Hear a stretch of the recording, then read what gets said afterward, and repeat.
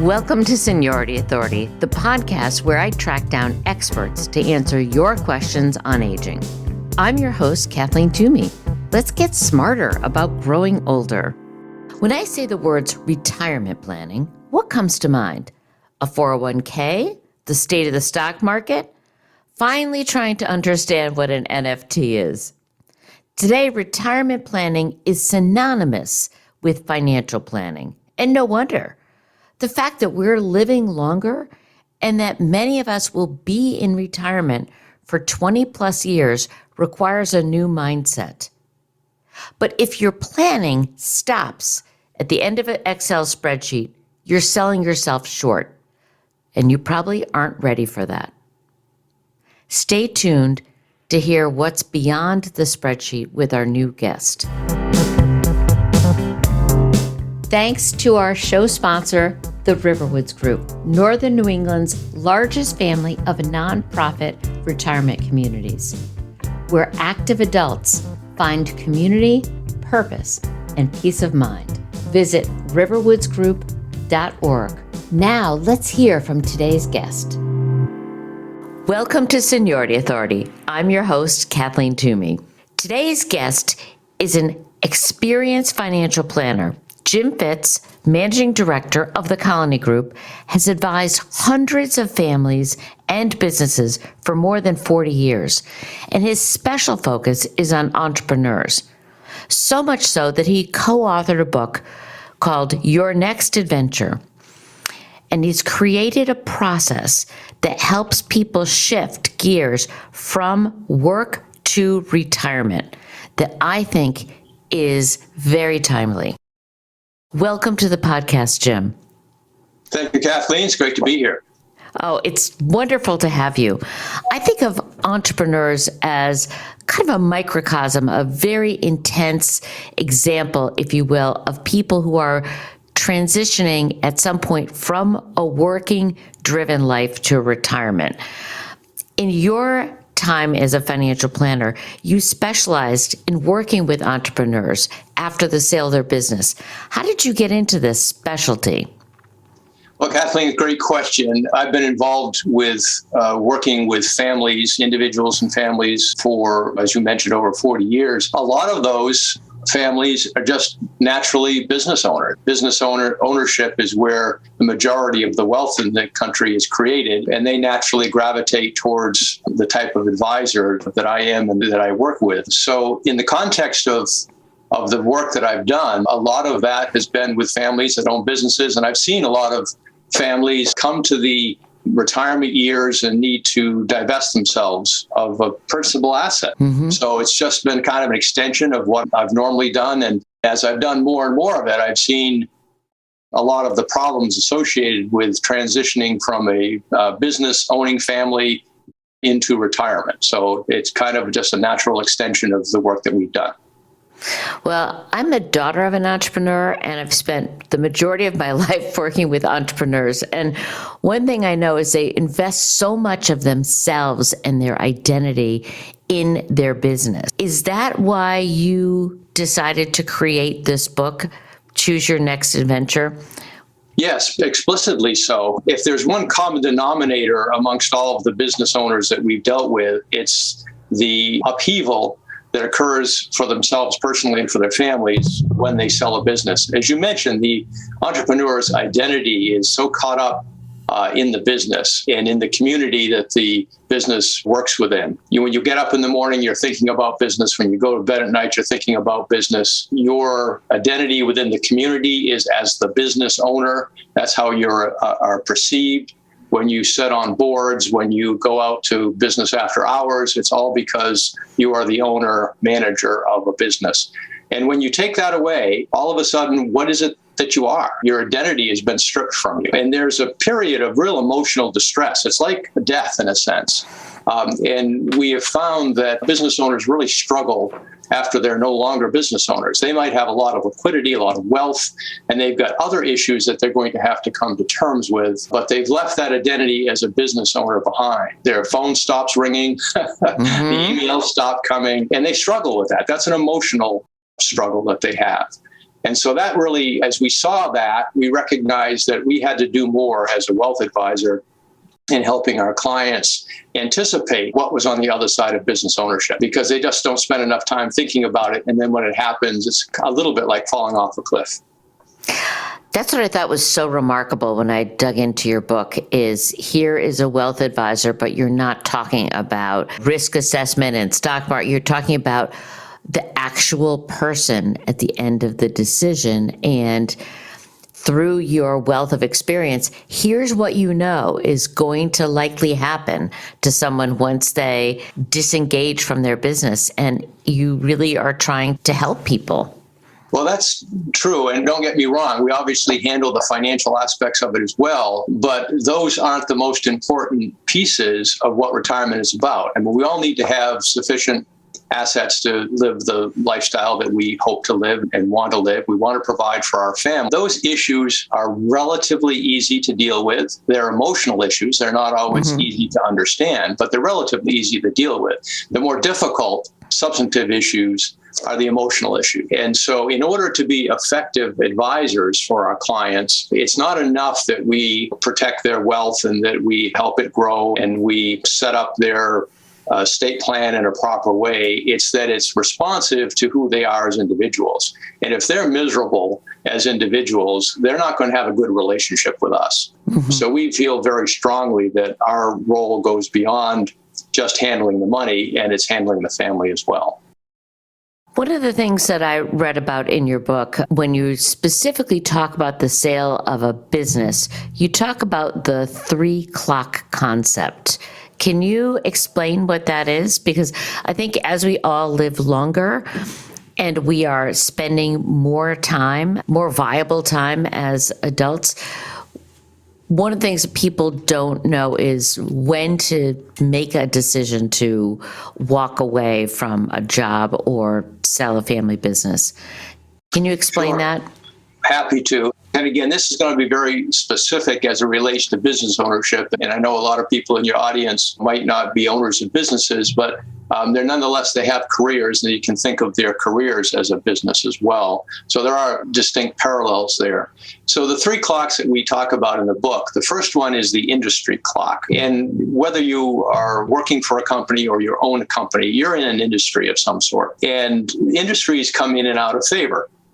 So as a business owner, if you're thinking of transitioning your ownership in the business, it's important that the industry be ascending in value, that there be active interest in it, that it's a vibrant industry, and the multiples, the valuations associated with companies that are in the industry are growing or at a high level. So that's the industry clock. You want to make sure that you make the transition when the industry is in favor and when you're likely to see maximum value in the business that you have. Now, that's separately, we have a business clock. So you have the industry clock we talked about, but within the industry, you've got an individual business. And in any industry, you have businesses that are profitable and vibrant and growing, and then you have businesses that are less vibrant, less profitable, and might not be growing. So you got to make sure that your business is in the right position in order to make a transition. Ideally, your growth is on an upward trend. There's nothing on the horizon that suggests that's going to go south. You've got a good management team in place. You've got youth and diversity on your workforce. You have a good strategic plan. You're opening up new markets. You don't have concentration in any one client. So these are all business-oriented issues. And as long as your business is vibrant and in a good spot, then your business clock is well aligned. Hopefully what you do is you take your industry clock and your business clock, and they're both at an optimal point when it's time for you to move on. But the most important clock, in our view, is the personal clock.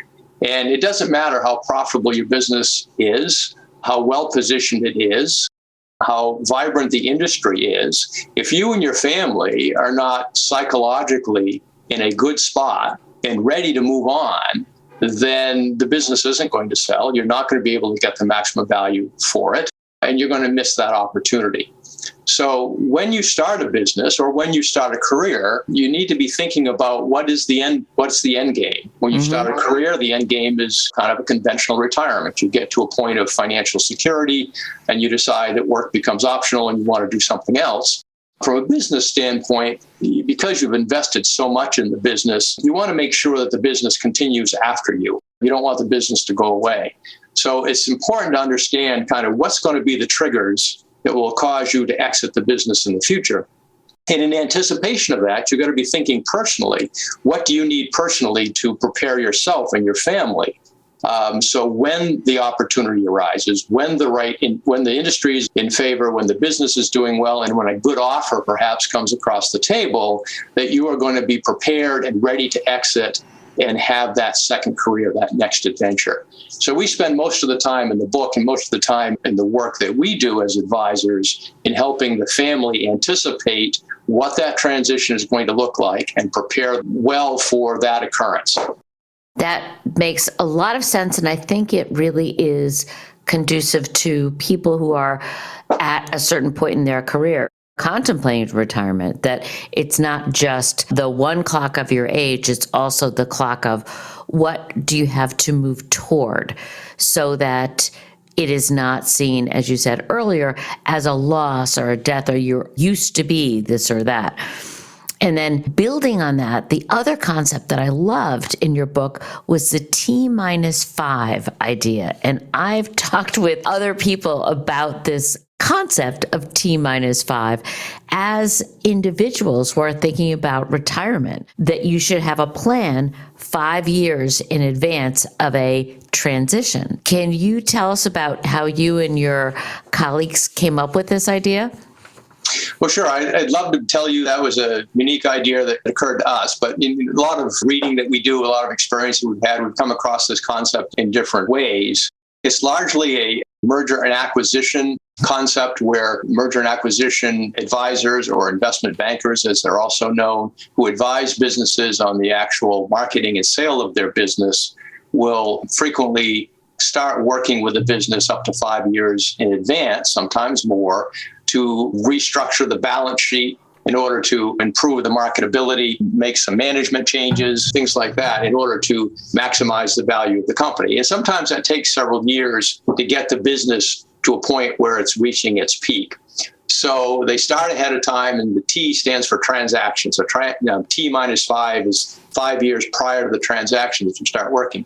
We've adopted that approach as it relates to the personal clock as well. And that's probably the toughest concept for entrepreneurs to deal with, because they're focused so much on the day-to-day aspects of running their business. And then when it comes time to actually marketing their business and trying to sell their business, it's an all-consuming process. And for people who haven't been through it, they don't appreciate how all-consuming that is, because of all the advisors that are involved, the negotiations between the parties, and the due diligence, and the negotiations, and the legal and all aspects of it, the accounting aspects and the tax aspects of it. It just sucks all of the oxygen out of the room. So they tend not to focus on the personal side, because in their incorrect view, in my view, is that when the dust settles and the business has been sold, they've got an entire lifetime to figure out the rest of it. Well, the problem is you're jettisoned out the other side of the business sale, and all of a sudden you have no foundation, you have no grounding to deal with that.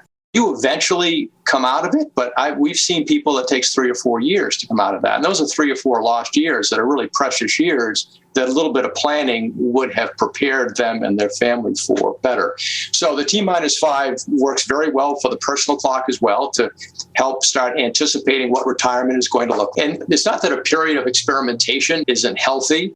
You know, if you're going to step away from a career that you have working for somebody else, it's a little bit easier in that in anticipation of that retirement, you've probably been talking to your family about, things that have been postponed, things you want to do. And, the typical, we're going to travel around the world. I'm going to learn to play tennis and golf better. I'm going to learn a new hobby. I'm going to pick up my guitar again, things like that. Those are all great things, but they're not enough normally to sustain you. And what people need, and whether or not they've thought about this, they need a purpose in life. I mean, there are some people, unfortunately, that go through life and they just kind of have a career and they bring money home and they care for their family and things like that, but they don't think deeply about the purpose in their life. We find most entrepreneurs think deeply about the purpose in their life, and they direct that purpose into their business, but then that energy has to go somewhere afterwards. And believe me, it's not done on the golf course or the shuffleboard court or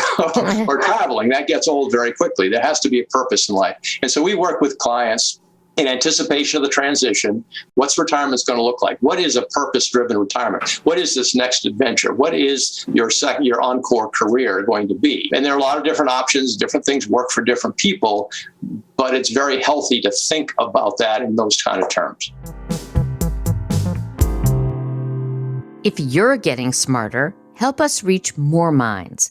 Leave us a rating and review on Apple Podcasts. Tell your friends to follow us on social or subscribe to our newsletter at seniorityauthority.org. Do you have an example, without names, of a client that has gone through this preparatory phase and a client that hasn't had it, to kind of illustrate the difference when you start planning ahead? Sure. I'll start with the negative. So I always like to end on a positive note. So we had a client come to us, and it was a great referral. We work with a lot of other professionals. This was a CPA professional who literally, and this is literally, not figuratively, literally called us up on a Wednesday and said, I have a client and they're selling their business. The closing is Friday, and they don't know where to send the check. Can you help? Oh my gosh. We were introduced to the client on Thursday, and we opened up an account Thursday afternoon. So on Friday, when the wire came in for the sale of the business, there would at least be an investment account into which the funds could be drafted or could be sent. We didn't know the client at that point. That's not ideal. We hadn't had a chance to work with the client in anticipation of retirement or anything else. So the next week, we spent a lot of time getting to know the client. And it was clear that the client didn't have a clue as to what they were going to do. They had no plan. They had no particular hobbies. They just hadn't thought about what happens after the sale of the business. And what happened, and this person is no longer a client of ours because it just didn't work. The first thing that he did is he had a routine with another business partner of his who had sold the business. They'd owned it together. Every morning at 9:00, they got together on the telephone and then later on Zoom over coffee, and they started talking about the markets. And at 9:30, they both called up their investment balances, and they spent the morning watching the value of their investments go up and down. And when they were going up, they were slapping themselves on the back and thinking, great. When they went down, they were calling us in a panic. And that just isn't any way to spend your life. We worked with them for a couple of years, trying to modify their behaviors and get them to refocus on other things, but it just wasn't possible. So that's something that was certainly not a success. And then there's so many stories, so many success stories. One of our very good clients came to us probably, it was about 5 years, frankly, before the sale of the business. We had written a white paper about business transition planning and the various aspects of it, why it was so important. And he got a hold of it and called us, and we walked into the boardroom, and he opened up the file, and there was our paper. And he opened up the paper and pointed to the first paragraph, said, this is where we start. Wow. So that was a wonderful success story. We worked with them for a period of just about 5 years. We went through the analysis of whether it made sense to keep the business within the family and move it to another generation or to sell. It became evident that the sale was the proper thing to do. We worked with them throughout the sale. We had all of the planning in place. We had done a lot of estate planning in anticipation of the sale. We had set up charitable accounts in anticipation of the sale because they were very philanthropic people. So we were able to do a lot of planning ahead of time. On the other side of it, it's a family that is just an extraordinarily close family. They've rallied around philanthropy, where in the past they rallied around the business. They work together on philanthropy. They travel together as a family. It's really a wonderful story, and they're very happy with what happened. So obviously I'm a planner, so I'm a big believer in it, but we've seen so many examples of when you plan well, it just makes all the difference. If I can, Kathleen, you made a comment that I wanted to just follow up. And your comment was having something to move towards. Whether you're a business owner or in a career, if you don't have something in front of you that you can anticipate, that you can move towards, then you're reluctant to let go. Mm-hmm. But if you develop in your own mind or with your family a destination that's in front of you, post-career, post-retirement, that is really exciting and purpose driven. And then you will run from where you are to where you're going. And that's going to be a really emotionally healthy place to be in. If you don't have something to move towards, then you're setting yourself up for not failure necessarily, but a much rougher patch. I couldn't agree more. And I think that this is why I love this conversation, because I think people often have a lack of imagination just because they focus so much on work. Even people who are just in careers, they're in them. It's day to day. And they think about retirement. They think about what you mentioned, picking up guitar or playing golf or doing a nice trip. But when you think of 20 more years post official retirement age, that's not going to last 20 years. And I really do believe it has got to be purpose driven. So the Japanese have an expression called ikigai, which is the reason to get up in the morning. And you have to have a reason to get up in the morning, and just sitting and watching the stock market on the computer is my idea of help, first of all. And it doesn't sustain you. No, you're absolutely right. And it takes time. We all go through various stages of life. And when you're young, you're living your life, you're developing relationships, you're developing independence, you're doing all the things that just come naturally. A lot of stuff's coming over the gunnels, and you're dealing with them all. But as we get older and approach retirement or start thinking about retirement, we do have the luxury of experience, of life experience, and we can hopefully set aside some time to do some more purposeful soul searching and some thinking.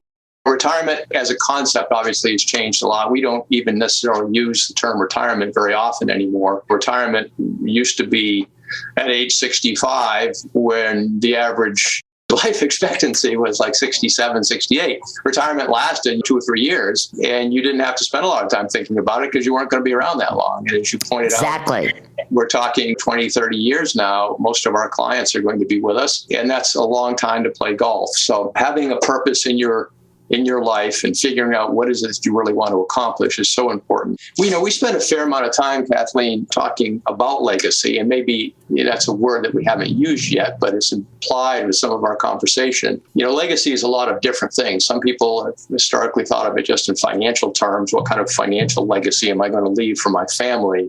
But legacy is so much deeper than that. It's about values. It's about the examples that you set. And to the extent that you've been totally involved in your career, as most people, a lot of people have, and certainly as business owners, when they're totally absorbed with that, you've given things up. You've given up family time. You've given up ball games. You've given up birthdays. You've traveled. And it's time to reconnect with the family. And that's one of the key aspects that we help clients understand, is that the relationship that they have with their family is going to change. Mm-hmm. Their relationship with their spouse or partner is going to change. They still might be, quote unquote, head of the household, but they're no longer necessarily the breadwinner, and the whole equality within the household changes. My father was a dentist, and when he retired, my mother went out and got a little plaque, and she hung it up in the kitchen. And she said, retirement is twice the husband on half the income.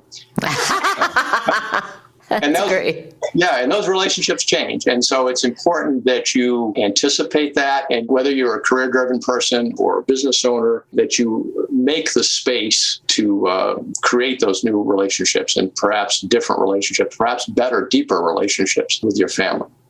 And I think that can be scary for some people. It's much easier to continue to be have a meeting at 9 and a Zoom at 10 and conference here. It's very structured and automatic. But to say, okay, I'm going to reinvest in my family relationships is, I think, frightening for a lot of people. And you talk about that in chapter 10. You talk about recovering life balance. What would your recommendation be to our listeners who are thinking about retirement and saying, balance, I have no idea what that means? Well, the first thing I would do is talk about communication. And communication is a theme throughout our book. Communication is not easy. It's difficult. For a lot of people, it's the touchy-feely kind of things. I'll come back to a business owner, but depending on where you are in your career as well, you could be in the same position. If you're in a position of control, if you're in a position of being a supervisor or a manager or the owner, You're used to calling shots. If you're the CEO, everybody reports to you, and it's not unlike the military. If you give an order, you expect it to be followed, and that's command and control. Right, that's the condition of employment. But what works in the office doesn't work at home. Let me just make a clue. I can tell you that both personally and also professionally. So when you're approaching a transition, whether it be the sale of a business or being a move away from a career in conventional retirement, you really need to engage the family. And this comes back to communication. The most obvious example of that, of course, is with the spouse. And everybody has developed a different communication strategy with each other. And most of the time it works. Some of the time it doesn't work. But real effort has to be made on how do we restructure that communication. If you're going to be approaching retirement, you don't do that independently. If you're going to approach selling your business, you don't do that in isolation. You involve your partner, you involve your family in those discussions, and you listen.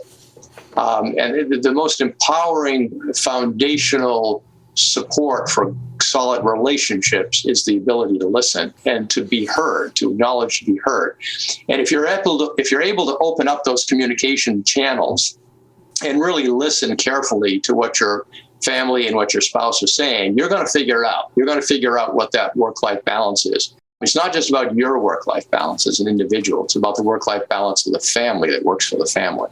For some relationships, that's a real adjustment because a lot of relationships are fairly traditional, patriarchal, or the man of the household kind of brings the bread home and the wife is supportive and raises the family. And we still see that. I mean, even in this day and age, we see that. We're seeing less and less of it, but we still see it. But it doesn't really matter what the genders are. There's almost always some sort of power imbalance between couples, and that has to be addressed. That has to be righted. And good for you if you've been able to achieve that during your life. Congratulations. If you haven't got there yet, your retirement is going to be better if you get there.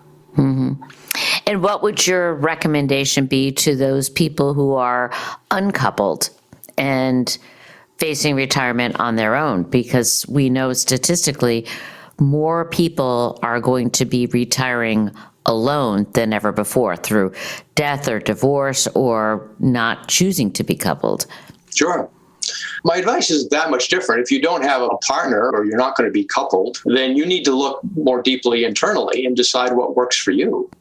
The journey of life, it can be as rich as an individual as it is with a couple or a family, but humans are social creatures, and there's generally some sort of socialization that's important. Certainly all the studies will suggest to you that having a social network about you is advantageous, and people who are isolated tend not to be as healthy and tend not to live as long. So what any individual's social environment is heavily dependent on what their needs are. And I'm not making any unilateral statements that you need to go out and expand your social circle. I'm an introvert myself, and I have a fairly tight social circle, and I'm uncoupled. I have a girlfriend, but I don't have anybody that's living with me. So I've become very comfortable in my own skin, spent a lot of time thinking about what's important to me as an individual. I have a tremendous amount of purpose in my life and do a lot of different things.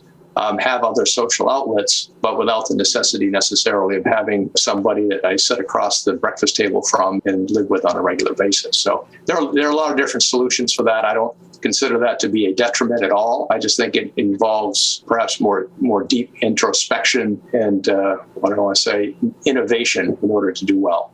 Absolutely. We do know that having connections socially keeps you healthier and living a longer life. I've talked to people who struggle with thinking of purpose. They can't figure out what's next.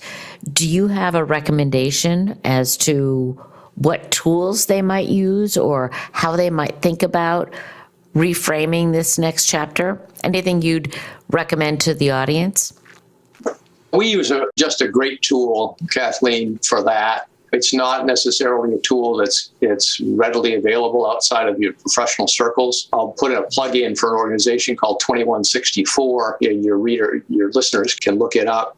We'll put that in the show notes. Sure, 2164. It's an organization that works to, as the title might suggest, develop communication bridges between different generations. They have a tool that we use with our families. I can't think exactly what the tool is called, but it's a deck of cards. And I think in the name it's called Imagining Your Legacy or something along that line. It's a deck of 52 cards, and the only thing in the cards are pictures. And what we do, and they're pictures of different things. There are pictures of an elderly lady in a soup kitchen. There's a picture that particularly grabbed me of a mother dressed in combat fatigues. She just got off the plane, clearly had come in from a deployment overseas.